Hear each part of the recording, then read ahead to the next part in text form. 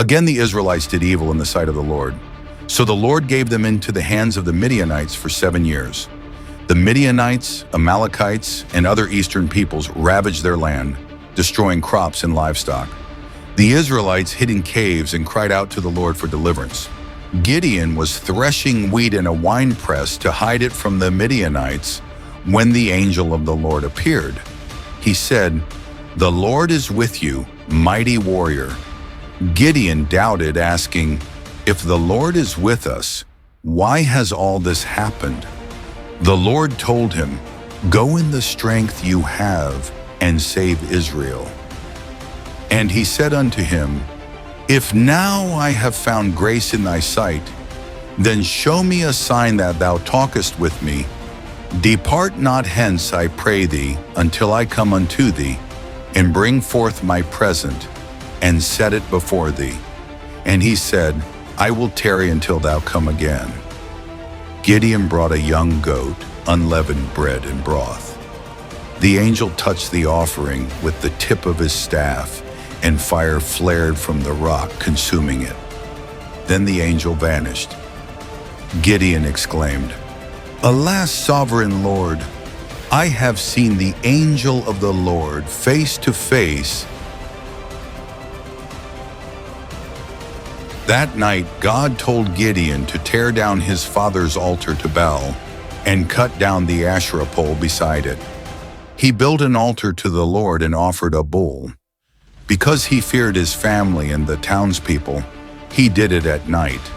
When the people discovered the altar to Baal was destroyed, they demanded Gideon's death. But his father Joash said, "Let Baal contend for himself." So Gideon was called Yerub-Baal. The Spirit of the Lord came upon Gideon, and he blew a trumpet, summoning warriors from Manasseh, Asher, Zebulun, and Naphtali. Gideon asked God for signs. First, he placed a fleece on the ground. Dew fell only on the fleece.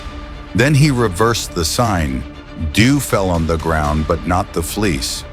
God granted both signs. God told Gideon, "You have too many men." At the water, those who lapped with their tongues were chosen, 300 in all. God said, "With these 300 men, I will save Israel." That night, the Lord told Gideon, "Go down to the camp. If you are afraid, take your servant Purah." They overheard a man telling a dream of a barley loaf tumbling into camp and destroying a tent. His comrade said, "This can be nothing but Gideon's sword." Gideon divided the 300 into 3 groups. Each had a trumpet, torch, and jar. At night, they surrounded the camp. They blew trumpets, broke jars, and shouted, "A sword for the Lord and for Gideon." The Midianites fled, confused and terrified.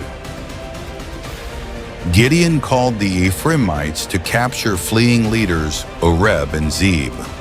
The men of Israel pursued the Midianites beyond the Jordan, capturing and defeating the enemy. Gideon's story teaches us that God uses the weak to shame the strong, the faithful to defeat the mighty, and the humble to lead nations. You don't need to be the biggest or the bravest.